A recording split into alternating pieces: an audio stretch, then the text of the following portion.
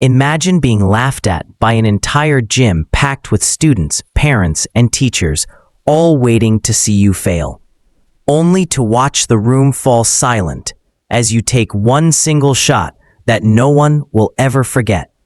This is the story of a man the world overlooked until the moment he proved that sometimes the ones you doubt the most are the ones who rise the highest. If you are new to the channel, then please subscribe to the channel and like the video. And tell us in the comments where you are watching from. Now, let's jump into the story. Samuel Rivers walked the same long hallways every day, pushing his cart of supplies and carrying a set of keys that jingled with each step. To most students at Westfield High, he was just the man with the mop, the one who fixed broken lockers and replaced light bulbs. They saw him in the background, but never really looked. He was the invisible man in the hallway, always present but rarely noticed. Samuel was in his early 40s, tall, with shoulders that carried years of heavy work. His hands were rough, calloused from construction jobs and late shifts in warehouses before he found steady work at the school. His uniform was a faded blue shirt with his last name stitched above the pocket. It was clean but worn, just like him. He carried himself quietly, humming under his breath as he worked, often blending into the noise of school life. Behind those quiet steps was a story no one knew. Years ago, Samuel had been a promising basketball player. He had speed, focus, and a shot that once drew crowds to their feet. But injuries and family struggles pulled him away from the court, forcing him to trade sneakers for work boots. Life had demanded sacrifices, and he had made them without complaint. Now, his life centered around his son, Jordan. Jordan was 13, full of energy and curiosity, and the reason Samuel woke up each day with purpose. He made sure Jordan had packed lunches, clean clothes, and the chance to attend a school with better opportunities. Samuel worked quietly in the background so his son could have a brighter future. But Jordan noticed what others did not. He noticed the way classmates snickered when his father walked by with a broom. He noticed how kids whispered about the janitor, as though the title defined the man.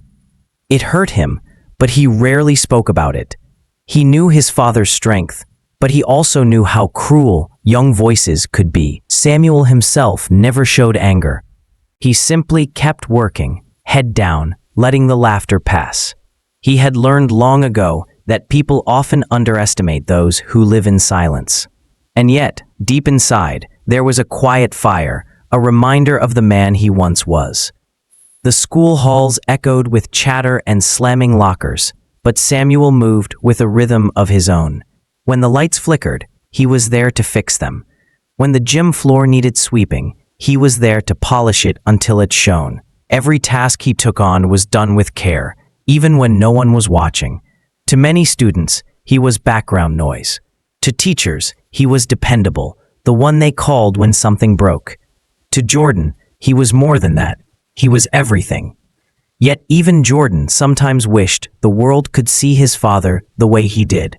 Not as a janitor, but as a man who had carried dreams, faced heartbreak, and kept standing tall. On Friday afternoons, as the basketball team practiced in the gym, Samuel often lingered near the doors, pretending to check equipment. His eyes followed the ball as it bounced across the polished floor, memories tugging at him.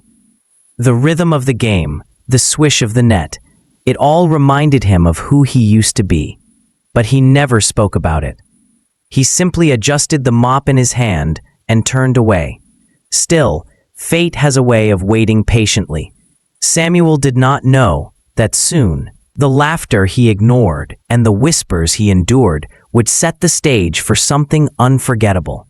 He did not know that the same halls where he was invisible would one day echo with his name. For now, he remained in the background, the man who kept the school running without anyone noticing. The invisible man in the hallway, holding stories and talents hidden beneath a uniform, walking toward a moment that would change everything. Friday nights at Westfield High were never quiet. The gym pulsed with energy long before the opening whistle.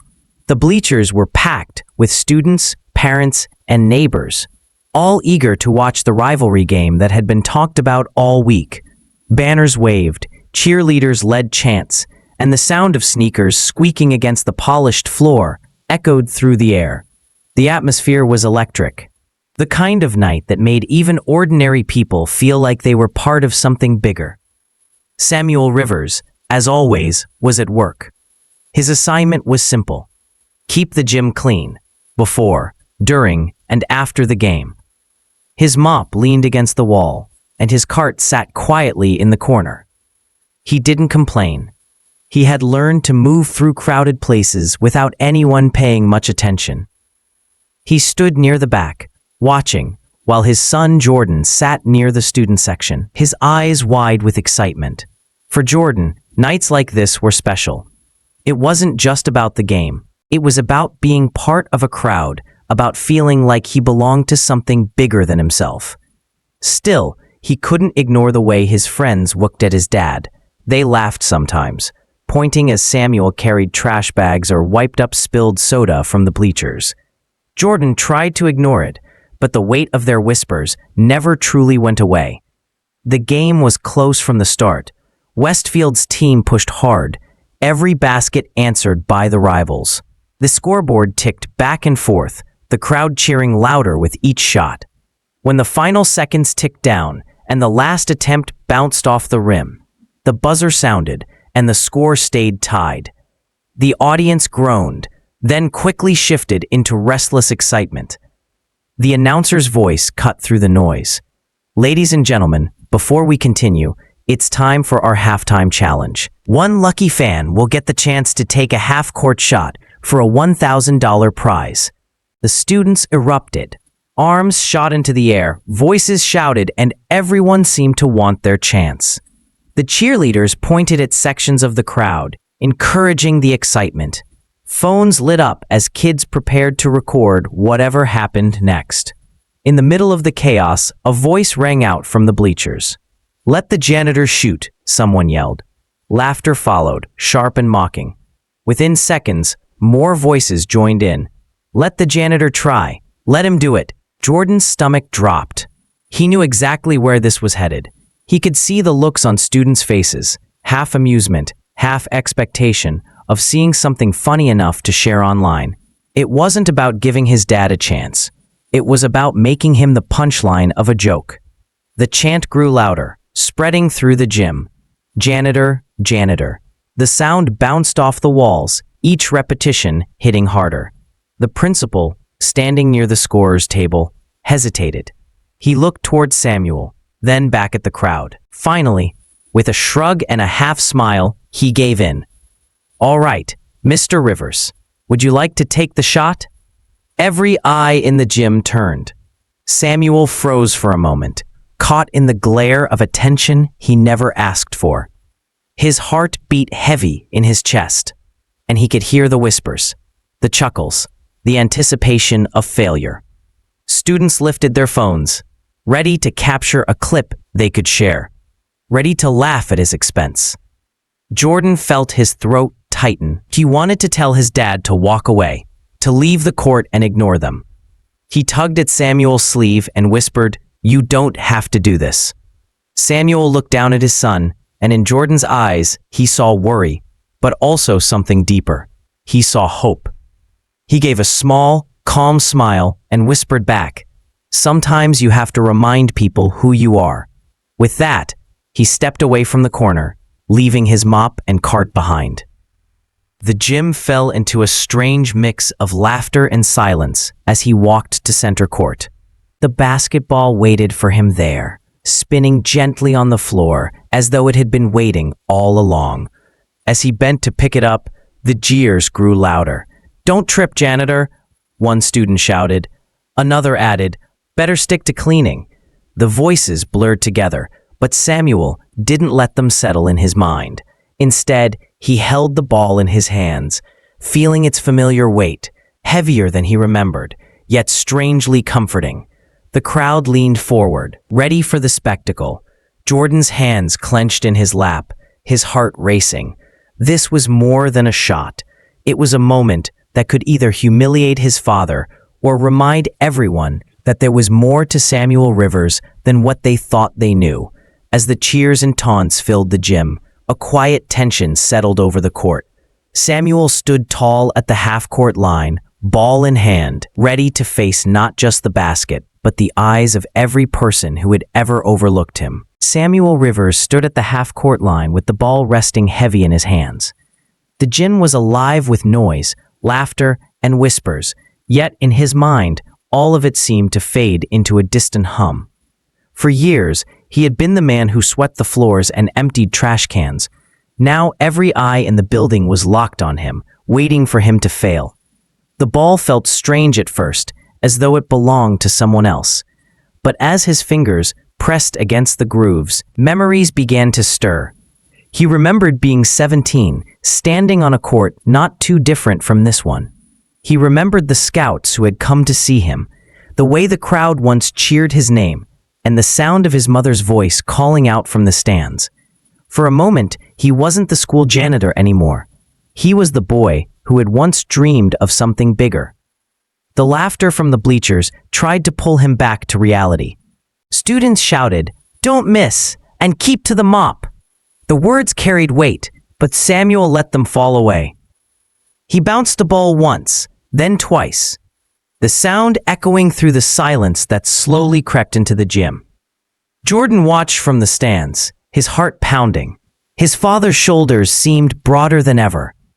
He could see the focus in his eyes, the determination that no joke could erase.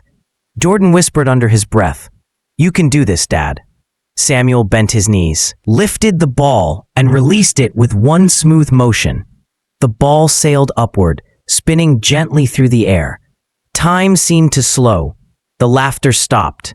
The crowd held its breath as the ball traced a perfect arc across the court.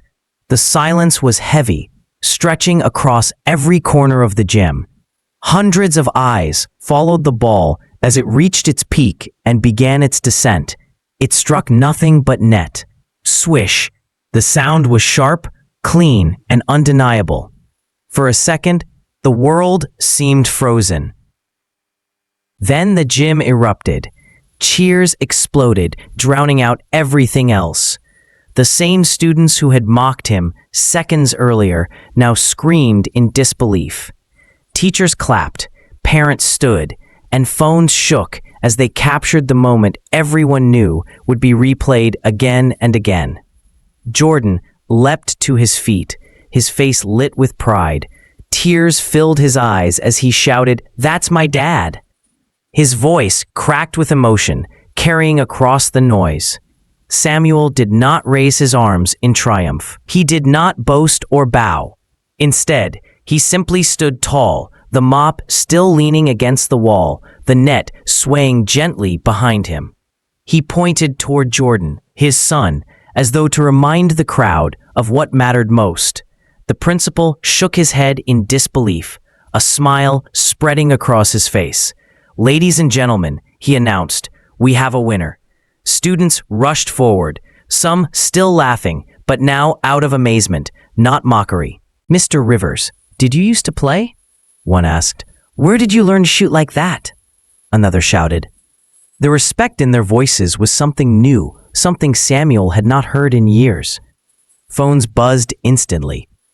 Videos spread across social media, captions reading, "The janitor who shocked the gym," and "half-court miracle." Within minutes, the clip began to circulate, gathering comments and reactions. What had started as a cruel chant had turned into the highlight of the night. For Jordan, the moment meant more than cheers or headlines. It was the sight of his father being seen for who he truly was. Not invisible, not a joke, not just the janitor. In that instant, everyone else saw what Jordan had always known, that his father was strong, capable, and worthy of respect. As the noise carried on and the team prepared to return for the second half, Samuel walked back to his cart. He picked up the mop quietly, as though nothing had changed, but inside everything was different. The crowd could cheer, the students could whisper, the videos could go viral. What mattered most to him was the look on his son's face, the pride shining through tears. In one single shot, Samuel had changed the story. The laughter that once filled the gym had been replaced with awe. The man who had always been invisible was now unforgettable, and though he would never admit it out loud, he knew that moment would echo far beyond the gym walls. By Monday morning, Westfield High was buzzing with stories about the shot. Students who had once looked past Samuel Rivers now replayed the video on their phones, showing anyone who would listen. The clip had spread quickly online, gathering likes, shares, and comments. People wrote things like "unbelievable half-court shot" and "janitor turns hero in one throw." What started as a joke had become a moment the entire school, and soon the whole town, couldn't stop talking about. Teachers greeted Samuel differently that week. Instead of a quick nod, they paused to smile or shake his hand. Students who had mocked him before now approached with respect, asking questions, wanting to hear his story. "Mr. Rivers, did you used to play?" one student asked shyly. Another added, "Can you show us how to shoot like that?" It was strange for Samuel, but he accepted it quietly. He hadn't done it for fame or attention. He had done it because sometimes life gives you one chance to stand tall, and you take it. For Jordan, the change was even greater. Walking through the halls felt different. The whispers about his father weren't mocking anymore. They were filled with awe. Classmates patted him on the back, saying, "Your dad is amazing." For the first time in years, he held his head high, proud that the man others overlooked had shown everyone who he truly was. But the story didn't end with a single shot or a viral clip. Samuel knew the excitement would fade, that the online attention would eventually shift to something new. What mattered was how he could use this moment for something lasting. A week later, he spoke with the principal. "I want to start something here at the gym," he explained. "A night where kids from the community can come play basketball. No tryouts, no pressure, just a place where they feel welcome." The principal raised an eyebrow at first, but after the events of Friday night, it was impossible to say no. Soon, Community Hoops Night was born. Every Friday evening, long after the last bell rang, Samuel unlocked the gym doors. Kids who didn't make the school team came to shoot around.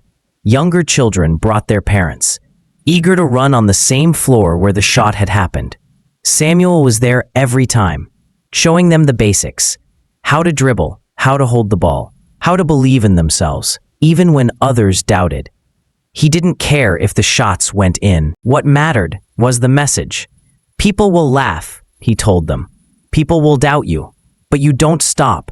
You remind them who you are." The gym that once echoed with laughter at his expense now echoed with laughter of a different kind. The laughter of kids enjoying the game, free of judgment.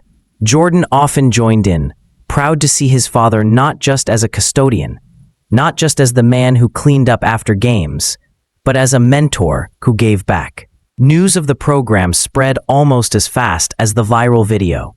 Local reporters came to cover it, writing headlines like "Janitor who stunned the crowd now inspires youth," and "From half-court shot to full-court heart." People admired the fact that Samuel didn't chase attention for himself, but used it to create something for others. What struck everyone most was his humility. He never bragged, never retold the shot as his own legend. When asked about it, he smiled and said, "It was just one throw. What matters is what you do after." In the end, the true victory wasn't the prize money or the cheers that night. It was the way a single act of courage turned into a ripple of change. Samuel Rivers had reminded a gym full of people that value isn't tied to uniforms or job titles. Dignity comes from how you carry yourself, how you rise when others expect you to fall. As Jordan watched kids dribble across the floor on another Friday evening, he thought back to that moment when the ball swished through the net. The gym had gone silent, but in that silence, a new story had begun. Samuel was no longer invisible. He was a father, a teacher, and a reminder that sometimes the smallest moments can leave the loudest echoes. And though the cheers of that first shot eventually faded, the lessons it sparked would keep ringing. Long after the lights of the gym dimmed, and that was the night a quiet janitor became more than a custodian.